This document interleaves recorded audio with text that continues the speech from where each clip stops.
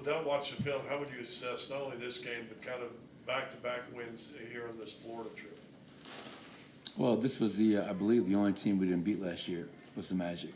So, and it seems like every time we come on this Florida trip, we play Miami first, play really well, win the game, and when we come here, we just don't have the energy to get the win for whatever reason. So to go on 2-0 on this short trip to Florida is outstanding. 6 in a row on the road, I believe, dating back to our game in Utah. The defense all night long was fantastic, and when you guard a guy like Paolo Banchero, an all-star, and you hold him to 4-17, you know, that's where it starts for us. We can be a lot better with the ball. Too many turnovers, way too many offensive rebounds for them, but love to clean those things up after a win. CB took his turn on Paolo, and then he also had 11 rebounds. You mentioned how he wanted to rebound better. To go along with 20 points, pretty damn good game. Great game. Yeah, great game by CB. And, you know, 5 offensive rebounds, being active on the glass, you know, and super efficient, to your point. And what I love also is, you know, when you get to the foul line 7 times, you know, that means that you're attacking the basket. That means you're getting dirty down there. And you're not just standing on the perimeter. So I thought CB was outstanding. You know, Michael got it going in that third quarter, which was great. Nikola, another triple-double in 3 quarters. Jamal Murray continues to play at a high level. Russ, and guys off the bench. You know, it was another team win for us. And now we go home and have a couple of home games before going out for another long road trip. Coach, you mentioned the defense. What has changed in January overall with the defense? Is it the players trying harder? Are they getting their roles down? Is it the how would you explain the uptick in defense? I think it's want to. I mean, like there's a direct correlation to us becoming a much better team and winning a lot more consistently because the defense is much improved.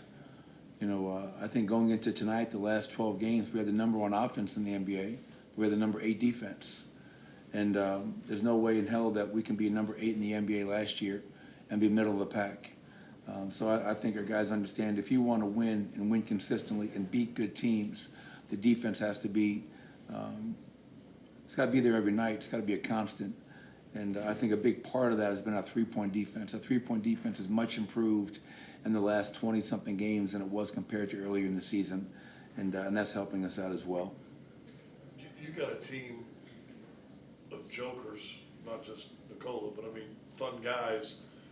When you see a play like DJ getting that rebound, dunking on top of KCP, and you know the bench is going crazy, there's smiles going. Is it hard for you sometimes not to just smile in those situations too? Yeah, I mean, you got to find joy in anything you do. Obviously, we put so much time into this. You got to celebrate the moments. You got to celebrate the small victories. And then obviously for a guy like DJ, you know, if he's out there and making a quality play or an athletic play, you want to celebrate that. And I always love, you know, when I watch film, I don't just watch the guys on the court. I watch our bench, and I see who's into the game, who's supporting their teammates. And obviously, I think we've had a selfless group for many years now, and you want to see that. You want to see that camaraderie, that brotherhood, and everybody cheering for each other because that's what it's all about. I had one more.